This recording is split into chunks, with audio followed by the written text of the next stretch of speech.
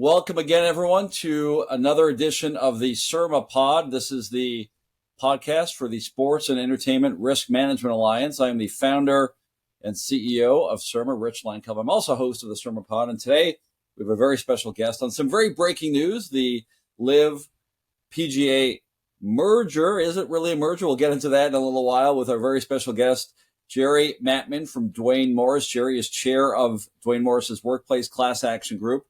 He is also an amateur golfer and, very impressively, a member of the Washington and Lee Athletic Hall of Fame. Jerry, welcome to the SERMAPod. Thanks so much. I'm a big fan of your work and glad to be here. Tell us a little more before we get into it, the Hall of Fame. We don't have many Hall of Famers on the show. Tell us about that background. Well, I played collegiate golf at Washington and Lee, and back in the day, we played match play, college versus college, and somehow I went 50-0, never lost a match. Wow. And as an alum, I think in 1992, they put me in the Athletic Hall of Fame, which was quite an honor. And when I competed, I took fifth in the NCAAs as a junior and third as a senior. And since then, I've stayed involved in golf. I volunteered as both the general counsel of the statewide golf association here in Illinois. It's called the Chicago District Golf Association. And then for 2 years, I was its president. And then I was on the Regional Affairs Committee of the United States Golf Association. And then I've continued playing golf. I've played in the U.S. Amateur, British Amateur, Canadian Amateur. In fact, in 10 days, I'm going over to Scotland and I'm playing in the Scottish Senior Amateur. So I've been around the game and love the game. And so I've been intrigued, I think, as all sports fans are, by what has occurred with LIV and the PGA Tour, and then the incredible bombshell news this week about the combination, the merger, the partnership, however one might want to define it. And that's a very important definition, which we'll get into in a second. But let me start off by reading the quote, because it's almost an unbelievable quote from Jay Monahan, the commissioner of the PGA Tour.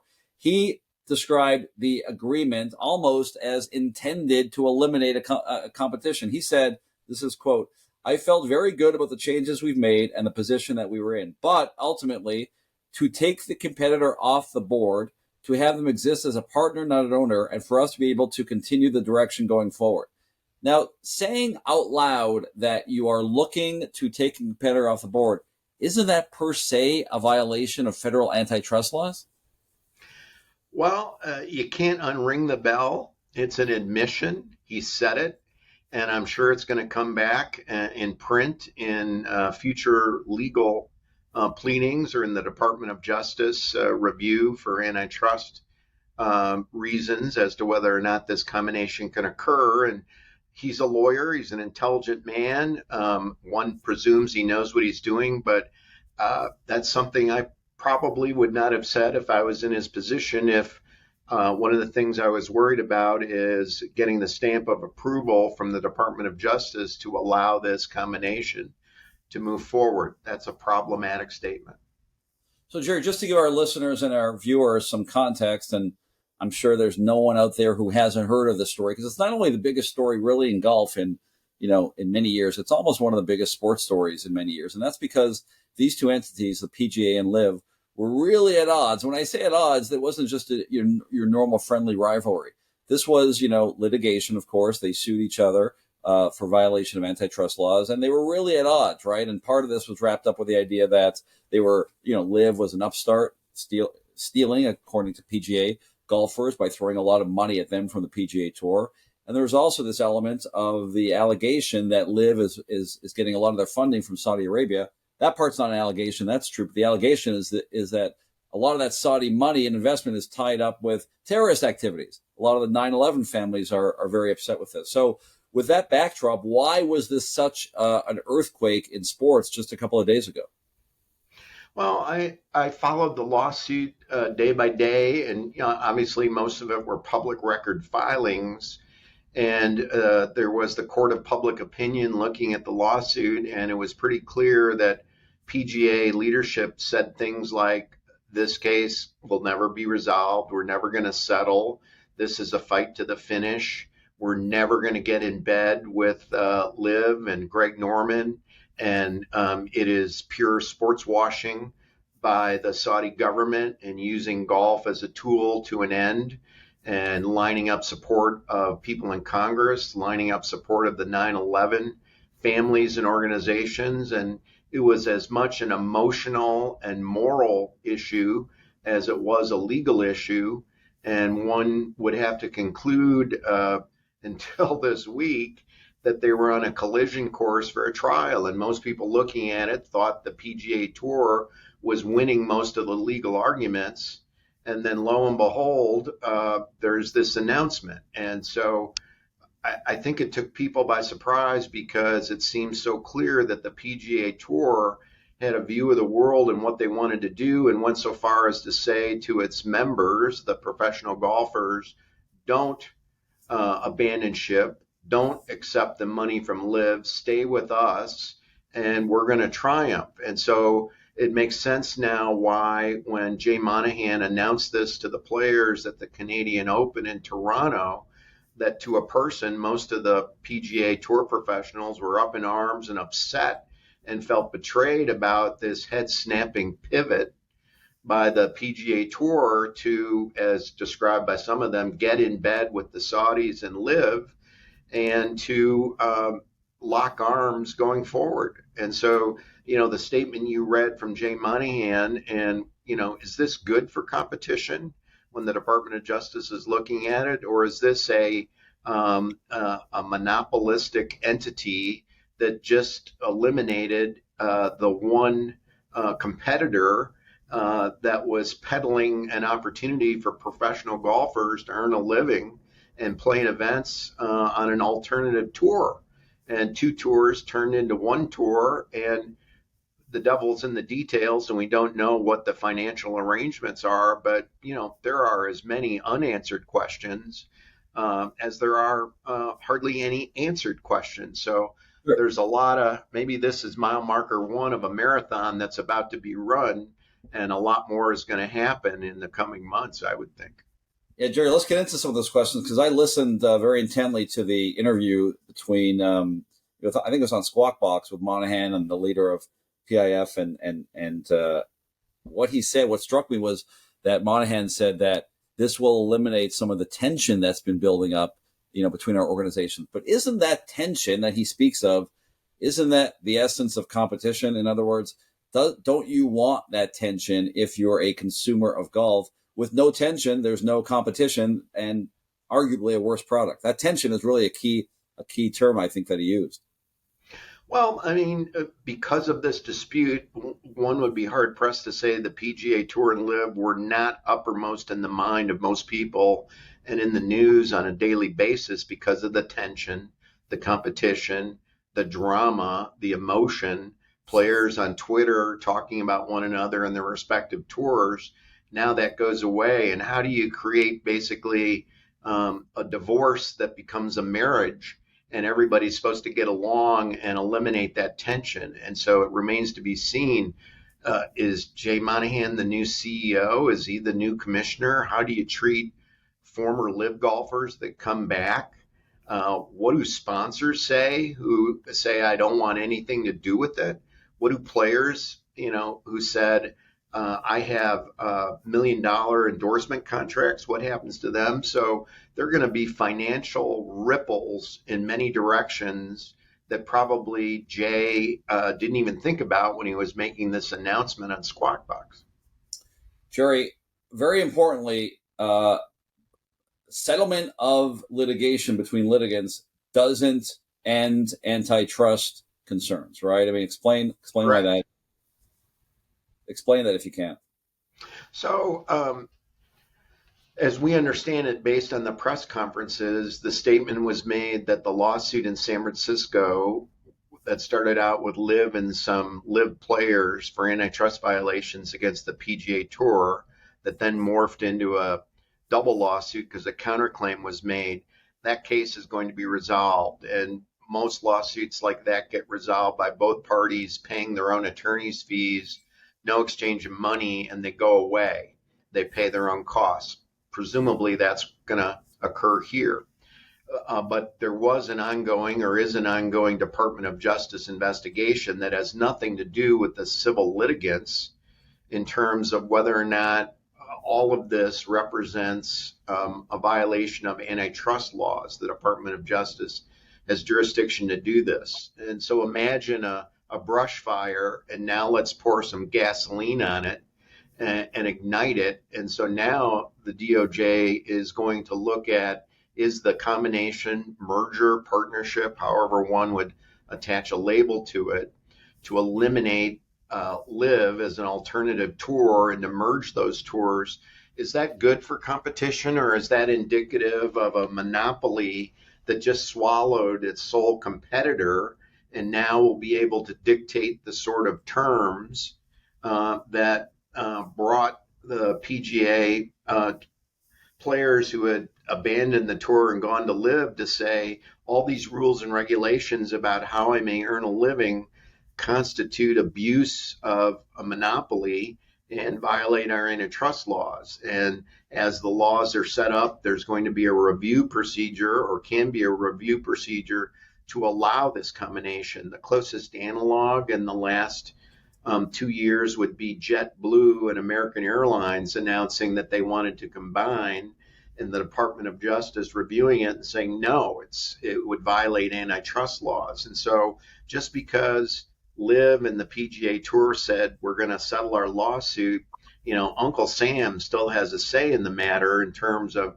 how they settled it. If part of the settlement is to merge. And so we're still in the middle of the book, and there's some chapters that need to be read, and it's not a done deal in any respect that this is going to be okay and it's going to survive as it was announced this week in the press. Yeah, you mentioned the American Airlines JetBlue merger that the DOJ, the federal government, put a nix on because they did feel that it was not conducive to competition. They also earlier did the same thing with the Simon & Schuster and Random House proposed merger. Right. Do you think that this particular administration, the Biden administration, is more aggressive in fighting these kind of mergers? Ex-President Trump, was very vocal in his support of LIV. I think I saw a tweet or Truth Social post by him yesterday saying that this is a big, beautiful merger. So does the fact that the DOJ is under the auspices of a Republican or Democratic executive, does that have any effect in your opinion? Has a ton of impact. And so there are a couple of data points there that are very interesting, if not somewhat inconsistent. And so it is a fact that the Department of Justice under the Biden administration has been quite aggressive in terms of policing antitrust laws and reviewing things. And I'm reminded of the announcement on the Golf Channel the night of the combination when Brandel Champloo was interviewed, and he was a longstanding critic of LIV, and he was asked, what do you think? And the first words out of his mouth were, this sure looks like wage suppression to me, and a walking, talking antitrust violation for a combination of these two entities. And the number one area that the Biden DOJ has been going after is wage suppression. They've sued staffing companies, fast food restaurants, universities, high-tech companies that all have these agreements that allegedly at the end of the day suppress wages. And so this sort of wage suppression issue is right in the wheelhouse of what the Biden DOJ is looking at. But then there's an inconsistent data point. What are the optics of this? Who's being injured? Well, professional golfers. And how much money do they make? They're gajillionaires. And now they're making a lot. And so is an intelligent expenditure of the taxpayer dollars to look at the market for people making millions of dollars a year and flying on private jets and saying they're underpaid and they should make more. And rather than getting $15 million a year, if it wasn't for these anti-competitive impacts, you'd be making 25. Probably not an area from an optical standpoint that makes sense for the Department of Justice to be spending a lot of time and effort on. And then there's a political overlay. Most of the tweets and most of the announcements that came out of Congress were anti-combination. What in the world's going on? We feel betrayed. We feel like we've been used by the PGA Tour that were lining up congressmen and political leaders saying that all behind the PGA Tour and don't get in bed with LIV. And so you have this combination of political, legal, focusing factors about this investigation. And so how they navigate through all those shoals remains to be seen, but it's a very complex equation and dynamic as to how the investigation will take place and what the goal will be. And one of the key points they'll be looking at, Jerry, is, again, how this merger, how this new company, how it affects the consumer, right? I mean, the consumer Right. in this case is a golf fan. It's a little easier to understand when you're dealing with airlines that if you merge two airlines, there's probably not going to be as much fare wars. The consumer is going to be hurt. But how is the consumer affected? I mean, arguably, the consumer is going to benefit from this because they're going to be able to see all their favorite golfers, in the same entity. But how do you think this will be viewed as affecting consumer by the DOJ? I think it's great for golf fans, as you say, rather than only the four majors where all the greatest golfers in the world get together and are all on the same stage and playing the same course. Now, presumably, that's going to be 15 to 25 events per year where they're all playing, and you're not going to have this division of tours. But now, what are the rules of that new organization going to be? Because now it's going to be basically the only game in town. It is, in essence, a monopoly. And the whole reason that LIV started up was because of that concern about I can't get appearance money. I can't play in other events sponsored by other tours or private things. And so it's going to be like the second generation of those same problems in terms of how they construct and create the tour. And so if you're a fan, you love it. If you're a golfer, you're kind of scratching your head and saying, I'm making more money, but my hands now are even tied tighter than they might have been tied before. Probably, if you're one of the marginal players and the 48 players who abandoned the PGA Tour and went to LIV, you moved up 48 slots. You made more money. Well, now they're back, and you're back probably behind those 50 really good players. And so, they're going to be the superstars. Maybe it works out great for them. And then you're going to have the fringe players that might not have the opportunities that they had over the last year because of LIV. So it's going to impact golfers in different ways. But I think as a fan, probably you're tired of this drama, and you're glad that everybody's back going to be playing the same course. Golf partners, I think, are going to be, probably the ones who have the strongest argument that they're affected, right? If you're a broadcaster, if you're a sponsor, if you're a naming sponsor, there's only one game in town now if this goes through. So I think they'll have the biggest beef. But I just want to turn your attention in the limited time we have left to this idea that it's not a merger, right? A traditional merger, I think, subjects this to more scrutiny. I think Jay Monahan was very careful in calling this a new business entity. That's how they're pitching it. Does that matter? Will the DOJ be fooled if they just call it something else?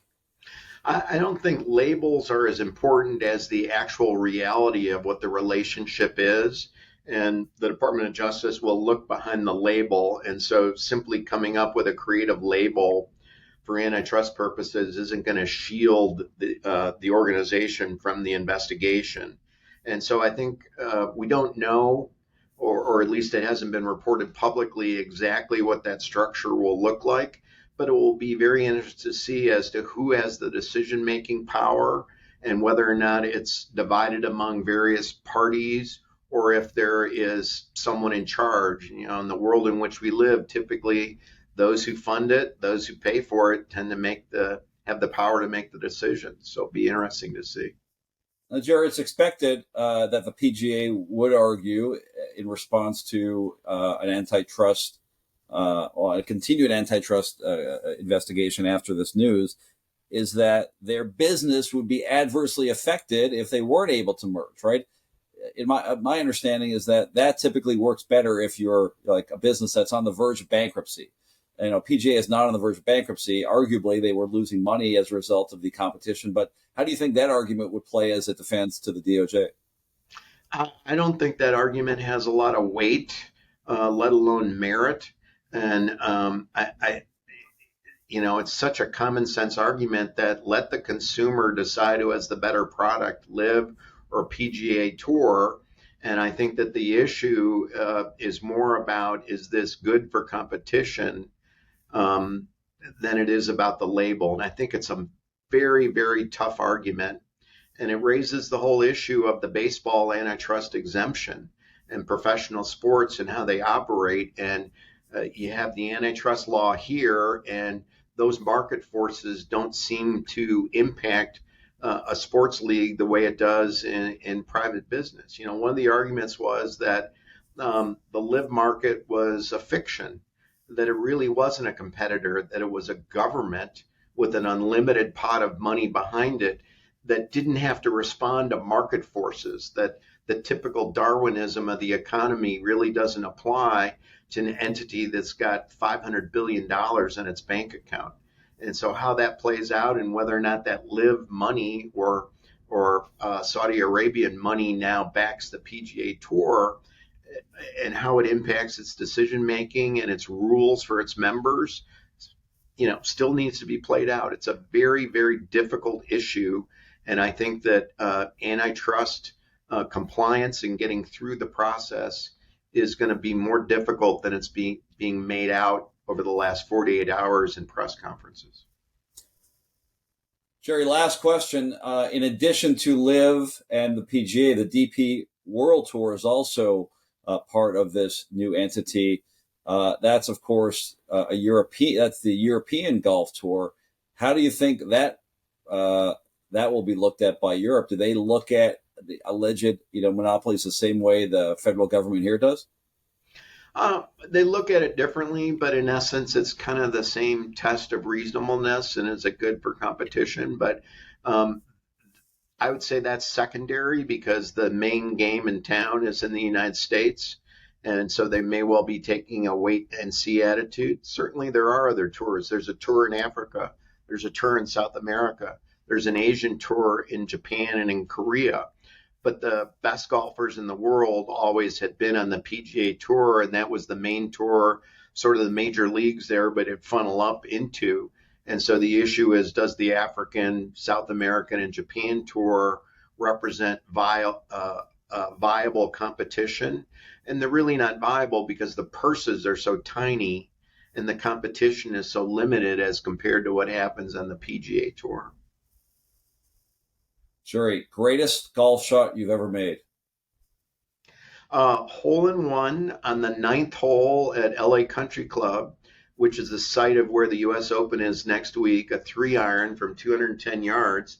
It was on a Friday, and very exciting when I got up there and saw it was a hole in one, and then realized there was a wedding that afternoon and a wedding reception and 1,000 guests. And so on the 10th tee, I was thinking, oh my God, I'm going to have to buy drinks for over 1,000 people. And the pro came out to me on the 10th green and said, don't worry, you only have to buy drinks for your 3 companions in your foursome. We're not going to make you as a guest buy 1,000 drinks for everybody at the clubhouse in the wedding reception.